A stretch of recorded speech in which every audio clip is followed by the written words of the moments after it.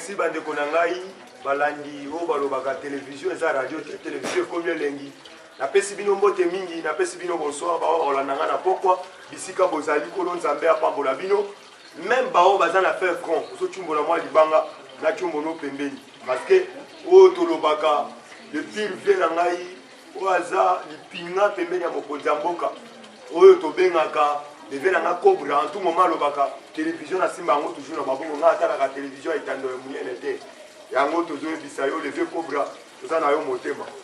to bi chombo elela parce que yeba na mikolo yo biso toza na ba palin fachu beto fachu bi kuruji le sengelo sinze na malamu kola kolanda mwa ba pesa mike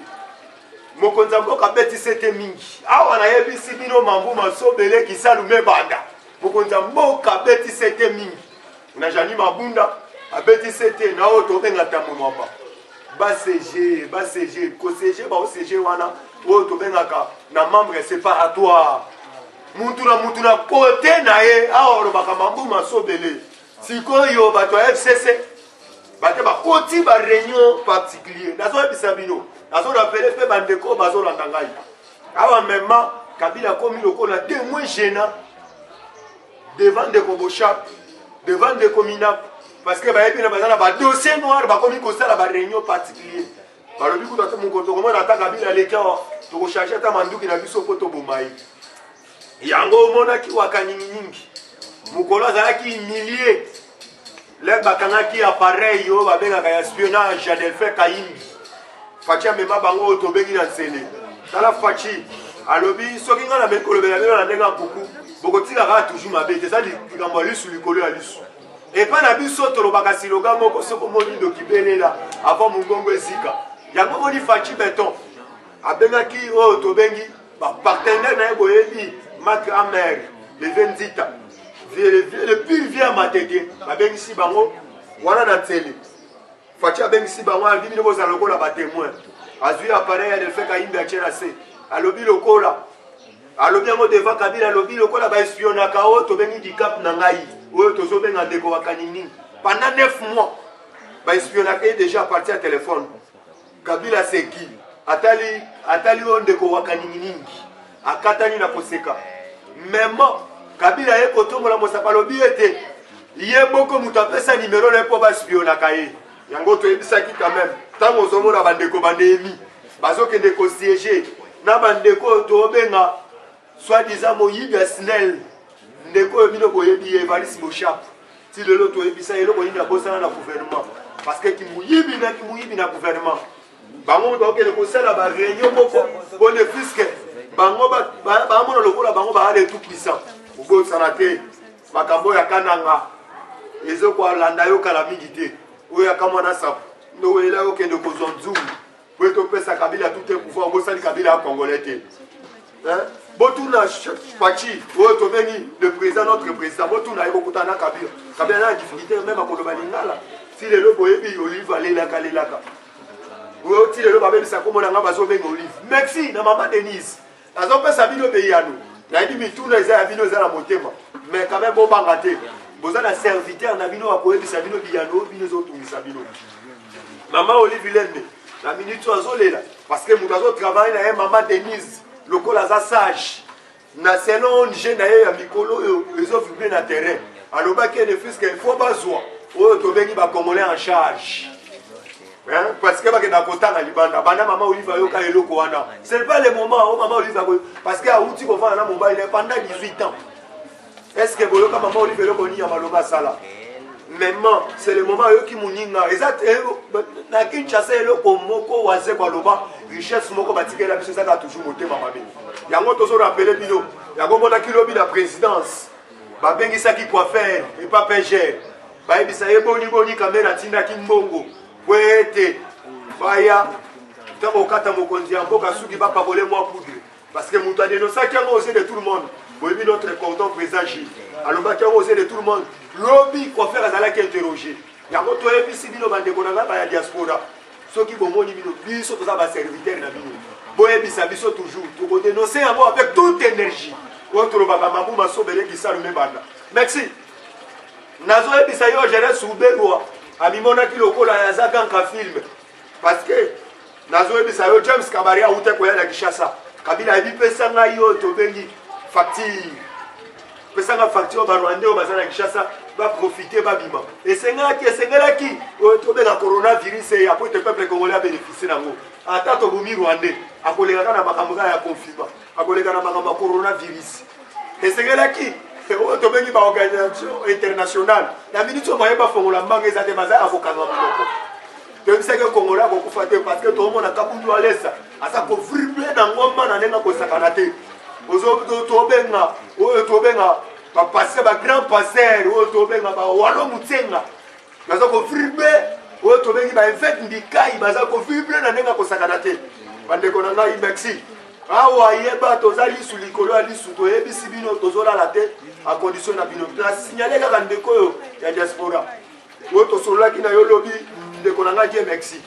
par rapport au Senga il devait ça sauver la mutute yeba caméra les gars qui ne fusque que le plus pressé pour être Fatiba finir na Kinshasa Fatiba 300 zaé yeba mokolo Fatiba zo caméra Fatiba zo caméra de justice samboka et zo caméra tinda na prison na ebisa yo bato bazongisa Fatiba na motema ba ebi quand même to comprendre était politique ya déboulonnage hein papa to ebisa ki azan koité na ebi bien ndeko na biso moko oyo tobenga président uti wanga lobi ila omona Shadrach Meshach Abednego kona kata libulu ya nkosi na nini na bango komaka ya kopana mais monsieur wakaningini ali okopere na justice akanisi aza innocent mais justice peut si étant ba ebisi ba mettre avocat na yebisa wakaningini nga kopere na justice ezala oyo tobaka kita na ye awa to ebisi yo ata sali ironie yeba déjà caché judiciaire na eza kokoya parce que ata baibaka yango conseil malam to kopesa bino bao bazali banda kobala mwasi ambe ate sino to kokoya makale ezala kana siloga moko bandeko na biso balobaka alie mwengi me ameri supute mais yeba wakanyininga ameri supu en désordre na minute o supu ekange kaka ye moko yango na ebisi bino na moment oyo actualité politique tozo kende nango oyo tobengaka mambu masobele yeba ndeko na biso Gilbert Kankonde asalaki mobembo okena ba province nyonso ayena rapport na ekopesa mais eloko zoka musabiso hein ndeko lokola monasemi osenga ba dommager mais tozo rappeler kasongo aza en place na Kanyama te ayebi adresse ya Kanyama bien akende pa Kanyama akende a dommager na ba nenga kenda kindalo azo déclarer te balongola ba tibol na ngai bakata ye courant ayebi Kanyama place azali mbongo azo déclarer ezalaki na époque oyo tozo benga ya Jani Babunda te mbongo azo déclarer ezali na époque oyo tobenga ya Minap ayebi ndako Minap bien asala ba gris hein biloko na yona ana moma oyo mwana malamu asenga kana ndenga kinya toyebi bien bato ya FCC biso to ala ka système alisu likolo alisu na minute oyo bato ya FCC bazokende bapesi yo mbongo oyo tobenga ndeko mwana sembe oyo notre coordonnateur alobaka l'homme le plus salité du monde na minute oyo mwana sembe to ana okosate même bisika ozali to ana yo lisu likolo alisu plupart aussi bato ya FCC bapesi yo mbongo le fisita to kanga yo to boaki yo na makala oyo kosala ba gris na yo na makala n'importe quoi na to ana ngote okodame mbongo na yo okosila lokola mungu ba singe o esila kana munoko na minute oyo tolobi tozana méchant makasi merci na chef de l'état boyokaki bino moko ordonnance bato balobi pourquoi nommer camerounais mais tozoboya oyo tobengi ba étranger na mboko merci yeba déjà oyo balombe mpona lutte contre oyo tobabengi balombe contre lutte contre la corruption na kati ya mboka na biso même aza oyo tobengi conseiller juridique na kati ya BAC conseiller juridique na kati oyo tobengaka ya Banque mondiale conseiller juridique na kati oyo tobengaka ya PMI yeba déjà CV na ye na ONI yeba déjà aza maman d'expert CV des opposés mais mokonzi ambaka lobi na journal officiellement akozala te aza oyo tobengi héros dans l'ombre ya kozala kaka mais normalement paiement na ye banouta musika po toyebi bapartenaire azotravaille na bango bapesi yo babengi elema ya makasi nayali bandeko mosusu balobi aza purement sakagame ya banda kala toyebisi okosani liboma okotuna mbula pede na minute ofaci beto na bapartenaire na ye kitoko yango Eman Cohen alobaki calmement faci mpe tozosignale tozabala na yo Eman Cohen alobi faci d'abord aza na besoin ya Kabila yango ozoyoka quand même FCC ezoyokanaka mais plupart aussi en tout moment oyo tobengaka na barencontre na ye na Kabila yango moni esenga Kabila bongo na Kabila zali parce que batuna ke yo lo bakete de 6 mois oyo Kabila ko tika na koyoka na soute et man ko weno défenda ki na ba valeur na yo même oyo to benga Fachi Beton to ana rencontre te ya Kabila même ata bato bazolo bete Kabila na sima azo ke ne fusque ko lukaka le plus moyen hein bato basala ka oyo to bengi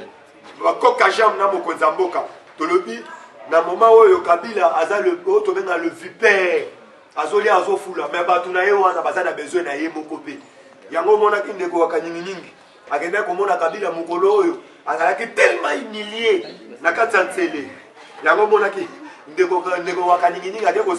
solliciter ndeko oyo tolengaka Hippolyte Kazembere mwana Maxeli mwana tonton Muto le chauffeur ya Defao akeko solliciter alobi faut la parrain na ngai o parrainer ngai en 2023 na na pembe na Fachi na kosa le plus moyen peuple congolais découragé ya sans zaye pour tengana songe la scène politique de bisaki IDPS et sa machine à politique tout n'a jamais Mbemba alobaki IDPS au pouvoir biso moko toko limwa na scène politique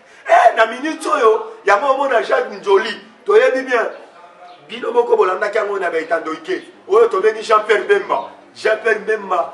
oyo tobenga na Jean-Pierre Mbemba yebi bien politique asobeta ACC oyo tobenga MLC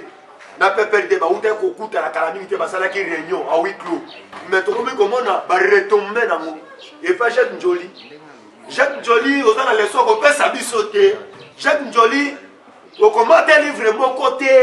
sur on a professeur ya Moufatina mais là n'a jamais on to sobenga Jacques nani Jacques on va benga Jacques Mamba c'est Jacques Mamba Hollandi quand même na nenga uti ko défendre lobibo l'époque to sobenga ya Kengo Watondo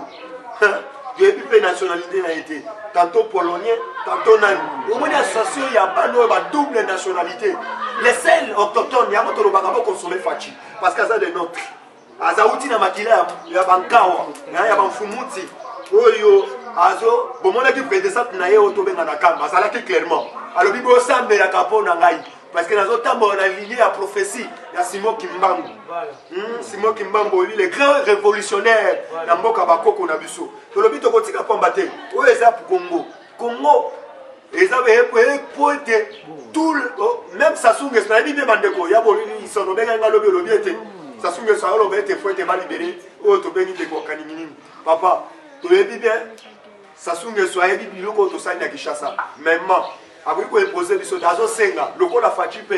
asenga kana Laura Lorenzo oyo tobengi président ya Mola alobi ko libérer quand même biloko ya ba syndicat dokolo oyeba kana basala bango juste Fachi pa senga ka mais ça oyo tobengi Sassou Nguesso aye ko imposer biso te yango mona ki pe jamais kabunu 500,000 giga amataki na créneau pour na ko lakisa biso ete tozana oyo tobenga ka coalition entre FCC Cash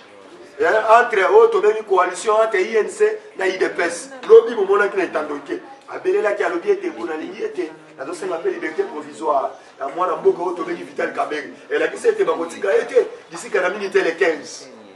Na ebisi justice na nene na ba valeur na mona minute comme on en plaire parce que ba pêche na minute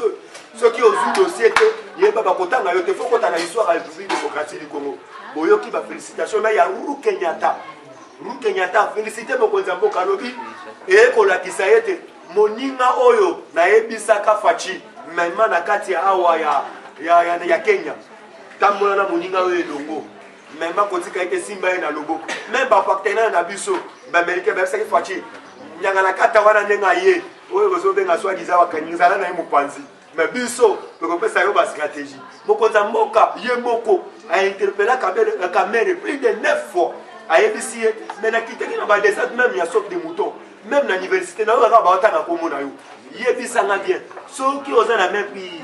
na kati ya masolo oyo ya détournement yeb dekende démissionner déjà avant pour battre la crédibilité na yo Kamere bi na yebi likam mon côté yango moni bazo yebisa Kamere coopérer na justice parce que nazo yebisa yo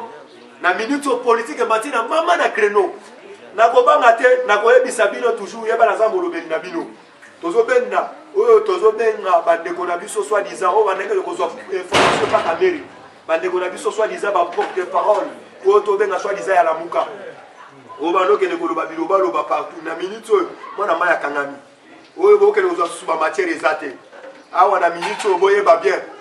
ndeko na biso il Lukamba mokonza mboka yebisaka clairement bopesa ngai pourquoi biloko ezokota na Kinshasa te mais il Lukamba bito za na mituka te bite bokende bofinisa ba mituka nyonso oyo tozobenga ya basoda totinda ngo na bamboka lelo bomoni tozana mama na stock ya biloko kolia kala mingi te peuple congolais kolia esengaki confinement oyo oyo tobengi balibane ba pakistanais esengaki balibane ba pakistanais bakangaka mwa munoko na bango bazala ya kokita awa topesi tout le monde bandeko na biso ya diaspora bandeko na ngai ya diaspora napesi bino longonya mingi za mkolo nzambe apambola bino bamama Everi oyo tobengi Patrick de Panama oyo tobengi mama Shango oyo tobengi le grand leader mama na ngai topesi yo tolobaka asierta batseta oyo bandeko na biso bangola baloba tous à guerre d'aporda topesi yo longonya mingi bisika nyonso tozali na biro mobimba oyo tobengaka ya sans formol TV tozovivre na ndenge osakana te Everi Mekano na mwasi na ye la libanaise topesi bino mbote mingi bisika bozali topesi bino mangrokoto na minute oyo tolade esengo togarde kaka oyo tobengi temple mutu moko akobouge te mama Charlotte Ndenga oyo tobengi mama commerçant mama boss mama Charlotte Ndenga mama Chilembe Marie toyokaki so toyebi oza na baéquipement nyonso tozingi kaka mama na ngai confinement mama awa na biso ntango omona chinois te yeba mema moya kokutana ezateli mpe eza ya makasi transport chinois mpe maladi bozala kimia awa biso na bino tozosungana surtout mec boss mama Ndenga nabi mama na ngai soki olobi te tala yo molobela faci ozofilible mabe na pali kutu balobi descente na yo lobi bapesi bakotaka na mwa mababu mama mingi Natasha mtoto wa Manyema balobi asanti sana tutesaidie eko mama tosengi yo na lomema nyonso mutema boboto na sengeli na ndeko na ngai oyo tozobenga les gars Veri Mekano na kati ya oyo tobengaka ya Paris ambassadeur Nguma balobi kozalaka 40 peut-être la vie au bakisama na beaucoup 41 merci apesi bino mbote makasi. Confiez-nous votre image et laissez-nous la transformer en une identité forte grâce à un accompagnement sur mesure et un suivi personnalisé. De la communication institutionnelle au marketing politique et commercial, Eshima vous apporte des solutions grâce à une parfaite connaissance des outils de l'information et de la communication. Contact 085 113 44 44 085 113 44 44. Eshima Magazine, un nouveau standard d'information.